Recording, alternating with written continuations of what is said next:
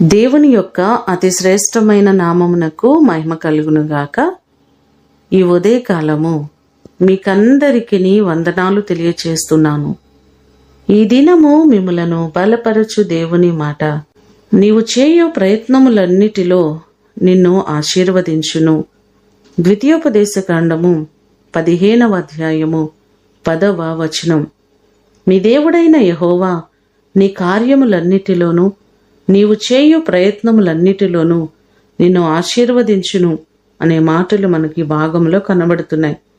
మన దేవుడు మనం చేస్తున్న ప్రతి పనిని ఆశీర్వదించేవారు, దీవించేవారు.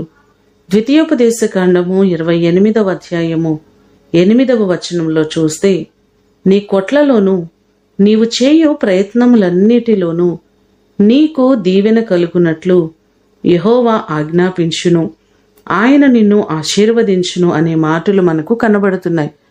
మీరు చేస్తున్న ప్రతి పనిలో, ఉద్యోగములో, చేతి పనులలో, అన్ని విషయాలలో దేవుడు మిమ్మను ఆశీర్వదించేవారు, దీవించేవారు, సమృద్ధిని కలుగచేసేవారు.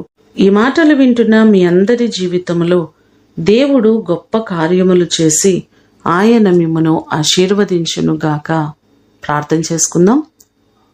సకల ఆశీర్వాదములకు కారణభూతుడవైన మా ప్రియ ప్రేమ కలిగిన పరలోకపు తండ్రి, మీ ప్రశస్తమైన పాదములకు వందనాలు ప్రభువా.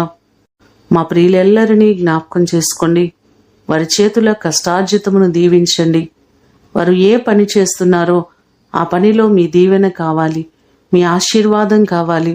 వారి ఉద్యోగములను దీవించండి, వారు చేస్తున్న వ్యాపారములను దీవించండి. ప్రతి పనిలో మీ దీవెనను సమృద్ధిగా మీరు కలుగచేయండి. ప్రతి వారికి మీ సన్నిధి తోడుగా ఉంచి గొప్ప కార్యాలు వారి జీవితంలో మీరు జరిగించండి. మీరు ఉన్నతమైన స్థాయిని, స్థితిని మీరు అనుగ్రహించమని యేసు అతి శ్రేష్టమైన నామమున అడిగి వేడుకొని పొందియున్నాము తండ్రి. ఆమేన్. దేవుడు మిమ్ములను దీవించునుగాక.